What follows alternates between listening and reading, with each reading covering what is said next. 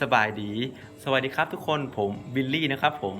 ช่วงนี้ผมก็ยุ่งนิดนึงผมต้องเขียนบทรายงานเกี่ยวกับการฝึกงานของผมที่ประเทศไทยแล้วก็มีกิจกรรมที่โรงเรียนต้องทำเยอะแยะมากมายดังนั้นผมก็เลยทำคลิปออกมาล่าช้านิดนึงแต่ยังไงก็ขอบคุณทุกคนที่ยังให้กำลังใจแล้วก็คอยติดตามผมนะครับผมสำหรับใครที่เขามาแล้วยังพันติดตามก็ฝากกดติดตามให้เด้อวันนี้ผมจะพาทุกคนไปที่อุดรธานีโอเคผมจะเล่าว่าผมไปทำอะไรที่อุดรบ้างวันที่ผมไปอุดรผมเริ่มเดินทางตอน8 โมงเช้าด้วยรถบัสนะครับผมไปถึงอุดรประมาณ10 โมงกว่าๆมั้งไปถึงที่ศาลปกครองที่อุดรนะครับผมเข้าไปศาลปกครองใหญ่มากแล้วเขาก็ต้อนรับดีมากเลยครับผมนี่เป็นครั้งแรกของผมด้วยนะครับที่ผมได้เข้ามาในศาลเพราะว่าที่ผมเรียนที่เวียดนามผมก็ยังไม่เคยไปศาลเลยไปที่ลาวผมก็ยังไม่เคยเข้าไปในศาลที่ลาวเลยนี่เป็นครั้งแรกเลยนะครับผมที่ผมได้เข้าไปในศาลในประเทศไทยด้วยตอนแรกผมก็เข้าไปที่ห้องประชุมแล้วก็ได้ฟังเขาพูดเกี่ยวกับศาลปกครองความเป็นมาของศาลปกครองที่อุดรเป็นยังไงบ้างแล้วก็ศาลปกครองมีหน้าที่ทำอะไรเดี๋ยวผมจะเอาความรู้เกี่ยวกับศาลปกครองมาฝากทุกคนนะครับผมว่าคดีปกครองเป็นยังไงบ้างตอนที่ผมเข้าไปประชุมเขาจะให้หนังสือผมเกี่ยวกับศาลปกครองอันนี้ก็คือข้อควรรู้ก่อนไปศาลปกครองแล้วก็มีนี่ผมยังไม่ได้แกะอ่านเลยว่าเป็นอะไรเดี๋ยวผมจะอ่านให้ฟังว่าคดีปกครองมันเป็นยังไงเอาคร่าวๆนะครับผมคดีปกครองคือคดีที่เป็นข้อพิพาทระหว่างหน่วยงานทางปกครองหรือเจ้าหน้าที่ของรัฐกับเอกชนหรือข้อพิพาทระหว่างหน่วยงานทางปกครองหรือเจ้าหน้าที่ของรัฐด้วยกันเองและเป็นคดีในเรื่องดังต่อไปนี้โอเคเดี๋ยวผมยกตัวอย่างให้อันหนึ่งแล้วกันสมมุติว่ามีโรงงานอุตสาหกรรมนะครับผมเข้ามาสร้างแล้วทางเจ้าหน้าที่รัฐเขาให้ใบอนุญาตสร้างแต่ว่าเขาสร้างมันมีผลกระทบต่อประชาชนนะครับผมมีความเสียหายให้แก่กับประชาชนก็จะสามารถ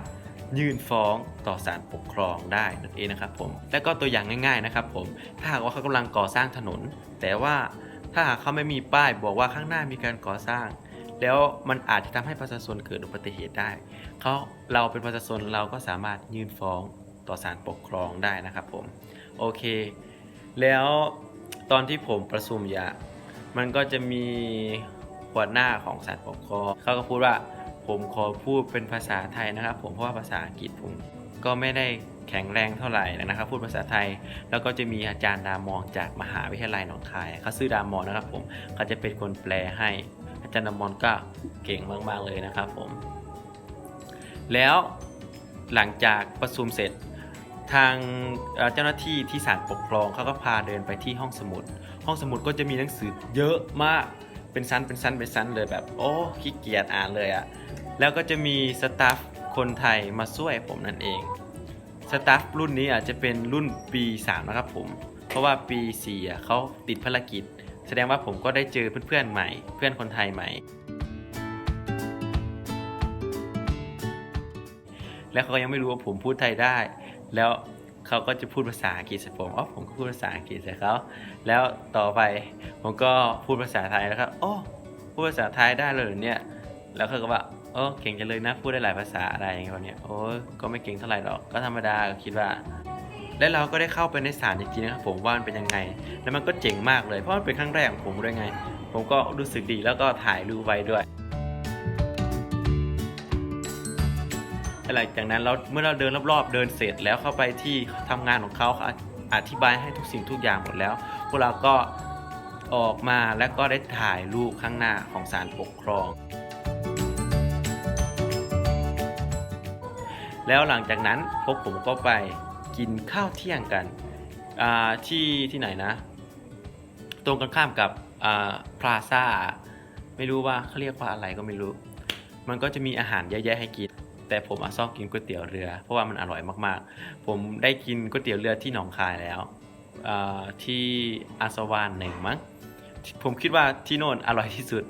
มากินที่อุดรก็ยังไม่อร่อยเท่าที่หนองคายเลยที่อาสวานหนึ่งผมไปกินมันอร่อยมากมากผมชอบมากผมอยากบอกว่าเพื่อนๆเวียดนามเขากินเผ็ดไม่ได้เลยผมใส่พริกให้เขานิดเดียวแต่เขาก็โอ้สไปซี่เขาแบบว่าเขาเผ็ดมากแต่ผมกินเผ็ดผมเป็นคนชอบกินเผ็ดอยู่แล้วเขาบอกโอ้อะไรวะไอเนี่ยมันกินเผ็ดได้ด้วยเหรอแปลว่าผมใส่2ช้อน3ช้อนน้ำตาลก็ด้วยผมเป็นคนกินหวานมากด้วยผมใส่2ช้อนอาจารย์ว่าโอ้บิลลี่ทำไมใส่เยอะจังเขาขนลุกเลยเพราะว่าคนเวียดนามเขาจะไม่กินหวานขนาดนี้แล้วหลังจากนั้นเมื่อกินเสร็จพวกเราก็เดินทางไปที่ศาลเจ้าปู่เจ้าย่านะครับผมรู้ไหมว่าที่อุดรมันจะมีศาลเจ้าปู่เจ้าย่ามันเป็นแบบมีหอพิพิธภัณฑ์ของจีนอยู่ในนั้นด้วยผมก็ไม่รู้ว่าเขาเรียกพิพิธภัณฑ์ไหมนะครับผมแล้วก็เข้าไปมันจะเป็นแบบมีรูปปั้นท่านขงจื้อแล้วก็เล่าเกี่ยวกับประวัติความเป็นมาของท่านแล้วก็แนวคิดของท่านให้นำมาใช้กันเพราะมันดีมากเราก็ได้เดินเข้าไปรอบๆได้เข้าไปดูแล้วก็ได้ถ่ายรูปแล้วหลังจากนั้นออกมามันก็จะมีที่ให้อาหารปลาใช่ไหมครับผมแล้วก็จะเอาตังเอาใส่ตู้แล้วเราก็ได้อาหารมาแล้วก็ให้ปลากินนะครับผมแล้วมันจะเป็นแบบของที่เขาใส่ให้เด็กน้อยดูดนมอันนั้นแหละแล้วเราไปให้ปลาดูดปลามันก็ดูแล้วมันก็ดูดแบบว่าดึงไปเลยแต่มันก็ดิ้นด้วยน้ำกระเด็นใส่ผมโอ้ก็ให้เกิดว่าก็ไม่เป็นไรก็ให้มันกินไปหมดมันมีที่หนึ่งแบบว่ามันเป็นที่เสี่ยงโชคหรือว่าเขาเรียกว่าอะไรเนาะมันจะเป็นกระทะครับผมแปลว่าในนั้นมันก็จะมีน้ำแล้วเราก็จะเอามือทั้งสองข้างไปถูกับของหูกระทะถูถ้าน้ำมันกระเด็นออกมาแสดงว่าคำอธิษฐานของเราจะเป็นจริงเราเป็นคนที่มีบุญนะครับผมถ้าว่ามันกระเด็น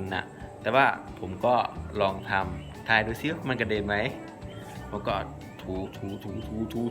วันนั้นแดดก็ร้อนมากแล้วครับผมถูมือจะไหม้อยู่แล้วทำไมน้ำมันกระเด็นทุกทีวะโอ้ยไม่ไหวก็เลยไม่ถู ถูแค่นิดเดียวแล้วก็ไปเพราะว่าแดดมันก็ร้อนไงเราก็แสบมือด้วยเพราะว่าแดดมันร้อนมากวันนั้นแล้วผมก็เดินไปจุดธูปครับผมไปไหว้